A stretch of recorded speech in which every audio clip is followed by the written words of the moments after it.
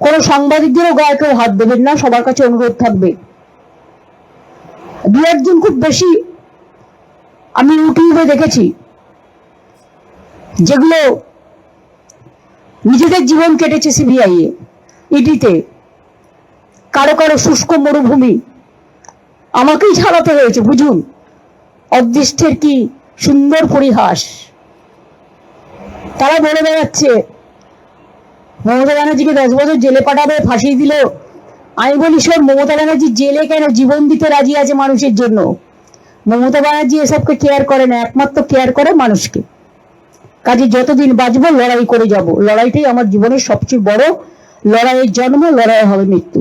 BJP বাংলায় কি করে বলে যে আমাদের ভোট দিন, যেখানে অন্য রাজ্যে বিজেপি আছে, বাংলা বললেই তার উপর অত্যাচার করা হচ্ছে, সেখানে তারা কি করে আশা করে যে বাংলার মানুষ ওদের পাশে থাকবে?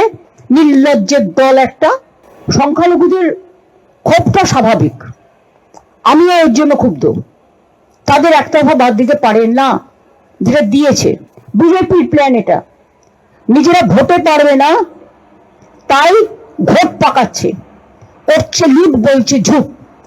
আমি সংখ্যালঘুদের এটাই বলবো, আপনারা শান্ত থাকুন, ধৈর্য ধরুন, আর নিজেরা যাদের ডাকবে বা যাদের ফর্ম জমা দেবে, ফর্ম মানে তাদের হিয়ারিং এ ডাকবে বা নাম বাদ দেবে, তারা দয়া করে ফর্ম জমা দিন, তারা দরখাস্ত জমা দিন।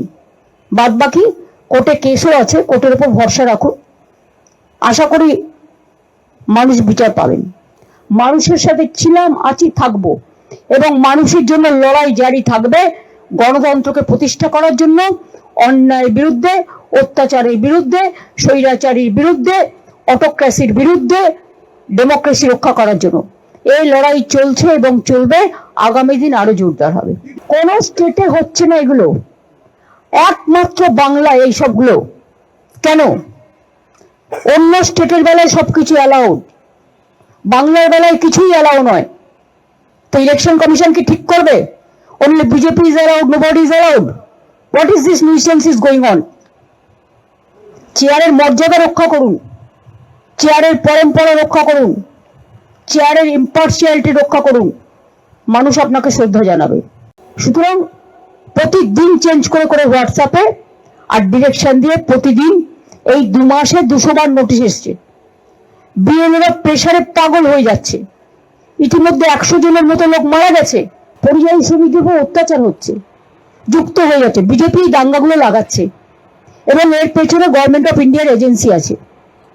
আমি এটাকে নিন্দা করি, তীব্র নিন্দা করি, এবং আমি সংখ্যালঘু ভাই বোনদের কাছেও আবেদন করব, যারা করছেন শান্তিপূর্ণভাবে আমাদের উপর ভরসা রাখুন। আমরা তো আপনাদের সাথে আছি, সর্বধর্ম সমন্বয়ের সাথে আছি, সব মানুষের সাথে আছি। আপনারা দেখছেন বর্তমানসময়.com।